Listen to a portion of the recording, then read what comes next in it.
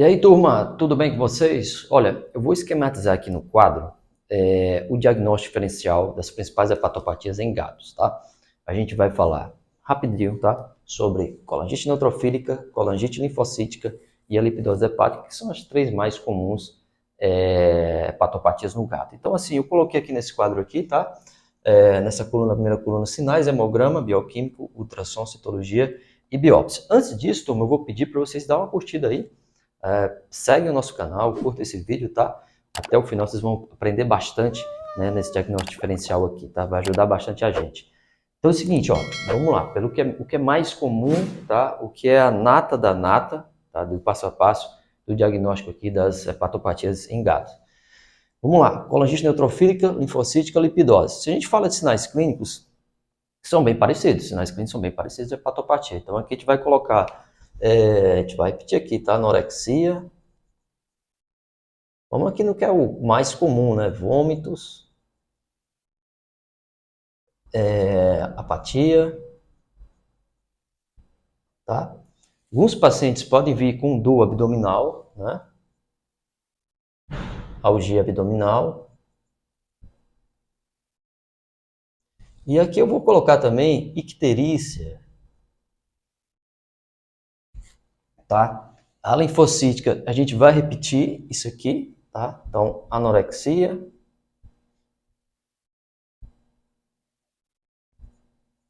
vômitos,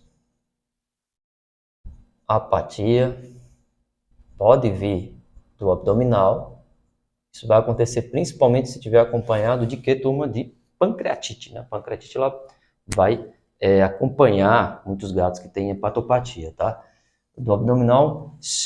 Icterícia, aqui eu vou colocar icterícia, mas eu vou colocar um mais ou menos aqui, tá? Nem todos os pacientes que têm colangite linfocítica, que a gente sabe que é um quadro mais crônico, ele vai vir com icterícia, tá? Então, assim, já começa a diferenciar alguma coisa aqui.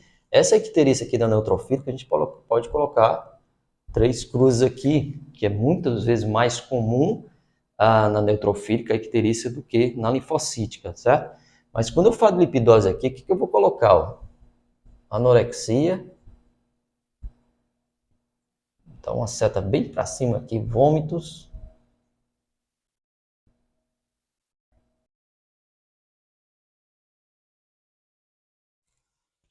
Bem grande de vômito, né? 3 setinhas de vômito aqui, porque, sem dúvida, é uma afecção que esse paciente vai vomitar bastante. Então, pacientes que estão muito nauseados, muito vômito, às vezes difícil controle, tá? Difere bastante as três em relação a esse aspecto. Lipidose é uma doença que vai causar muito mais vômito, muito mais êmesis e muito mais náuseas, tá? Então, pode ter dor abdominal? Pode. Tá? E, sem dúvida também, turma, que é o icterícia. Icterícia, ó, vamos colocar aqui setas gigantescas, tá? Quanto mais seta aqui, melhor. Porque também é uma doença que vai causar muita icterícia, tá? Ela faz colestase intrahepática. Então, são aqueles pacientes que vêm muito amarelados, tá? Quase aquela cor lá alaranjada, né? Bastante ictéricos, tá?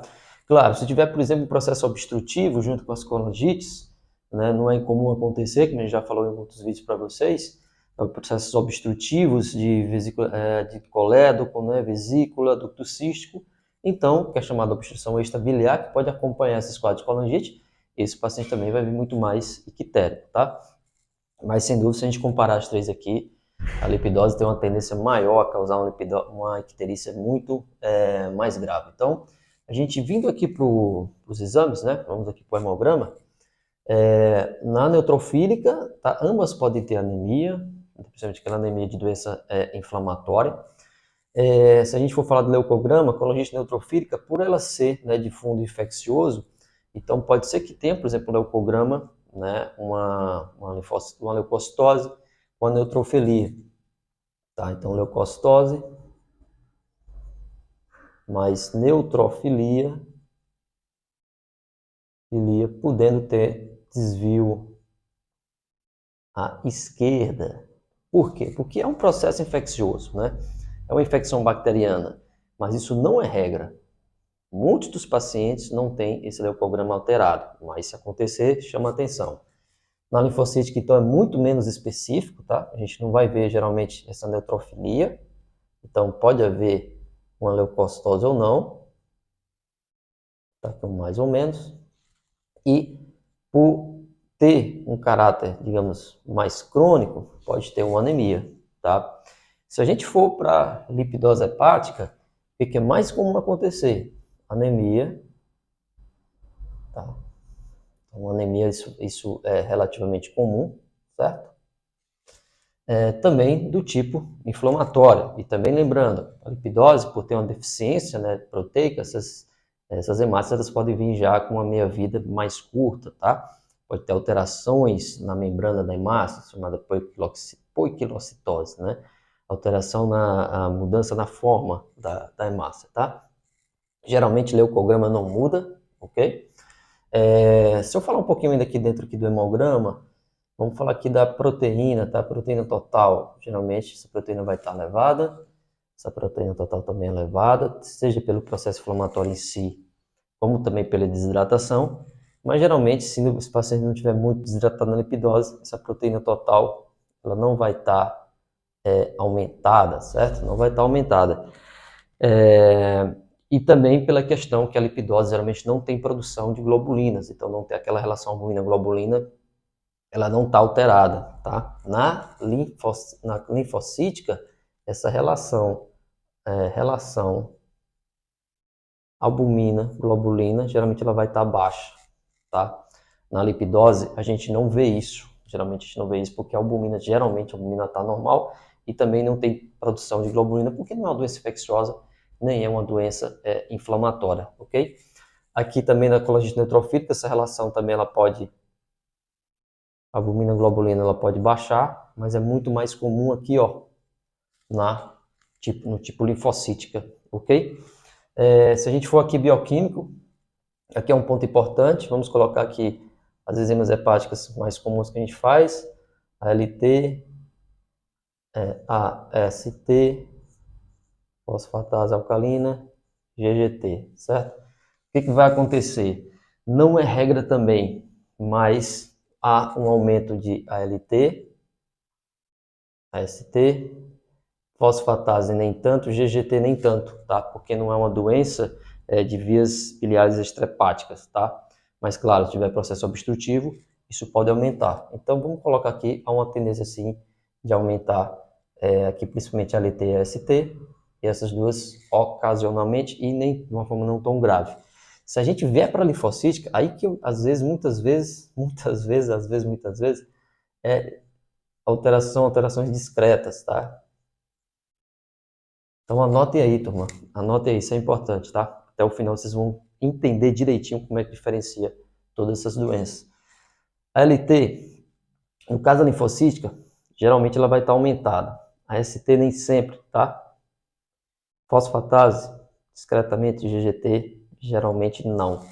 Então, na linfocítica, o aumento ele tende a ser mais discreto, a não ser que seja já uma colangite já bastante crônica, tá? Que pode ter um pouco mais de alteração, mas geralmente as alterações são bastante discretas. Comparando as três, a linfocítica tem alterações discretas. Geralmente são aqueles gatos que têm um leve aumento de fosfatase, um leve aumento de ALT, você não explica por quê.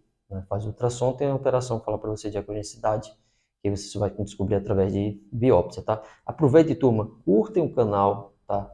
Dá uma curtida aí no vídeo, sigam, compartilhem esse vídeo, tá? Ajuda demais a gente a manter esse canal ativo, né? E fornecendo informações importantes para vocês da medicina de felinos. Então, se a gente vier para a lipidose aqui, ó, olha que interessante a lipidose. ALT, AST, FA, GGT, tá? A LT, turma, geralmente lá nas alturas, então um setão aqui, ó. A ST também pode acompanhar, fosfatase também lá nas alturas. São pacientes que chegam a LT 1000, fosfatase 1000, então assim, às vezes acontecem umas coisas assim astronômicas, né? Mas o que acontece? Vou circular aqui porque você não pode esquecer isso. GGT ela vai estar normal, tá? Normal ou levemente aumentada. GGT normal ou levemente aumentada, ou seja, ela não acompanha o aumento das outras enzimas. Isso é muito importante, que a gente consegue fechar o diagnóstico de lipidose basicamente nisso aí, tá? Tem uns passos aqui à frente que eu vou falar para vocês, mas se a gente pega gatos ictéricos, muito ictéricos, pacientes que estão com as enzimas hepáticas todas elevadas, GGT normal, um pouquinho aumentado, pessoal, tem muita chance de ser lipidose, nem outra doença vai causar isso. Qual o problema? Que a lipidose ela pode vir acompanhada, geralmente ela vem, e aí isso pode dar uma mascarada. Vocês imaginam, por exemplo, um paciente com lipidose e pancreatite, com lipidose, doença intestinal inflamatória, lipidose e obstrução biliar extrahepática, né? Vai estar GGT aumentada. Mas classicamente, a lipidose ela não aumenta a GGT, tá? Ela não aumenta a GGT. Ok? Então já tem muita informação aqui. Se a gente for para o ultrassom, no ultrassom vai ter diminuição de ecogenicidade do fígado, tá? A linfocítica também, mesma coisa, aumento de diminuição da ecogenicidade. Na lipidose hepática, ao contrário, aumento de ecogenicidade. Ok? Então, isso também é uma diferença bem importante. Mas se a gente tem um quadro como esse, né, que tem essa alteração de ecogenicidade e ainda alteração, por exemplo, do vesículo biliar e vias biliares, aí que fica mais sugestivo de colangite neutrofílica, né? Ou seja, dilatações de vias extras biliares, tá? E aí tem um passo importante também, tá? Que é a citologia. Então, na dúvida, turma, o ideal é que se faça a citologia também, né? A citologia nos quadros de colangites não é muito específica, não é pouquíssimo específica, né?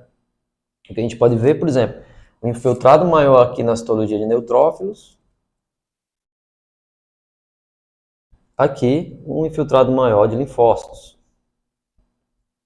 Encontrar a bactéria aqui pode acontecer, aqui não, tá? Mas mesmo assim, se a gente não tem um filtrado grande de neutrófilos e sem bactérias, a gente não pode descartar a neutrofílica. Mesmo caso também da linfocítica. Então a citologia aqui ela não vai te ajudar muito. O que vai te ajudar se você quiser diferenciar do linfoma hepático, tá? Porque na citologia você pode encontrar células de linfoma, né, que sugerem linfoma hepático. Por isso que é importante a citologia na maior parte das vezes. Agora aqui na lipidose, o que vai acontecer? Vou até fazer um desenhozinho aqui, ó. Você vai ver na citologia os hepatócitos assim, ó, tudo gordinho,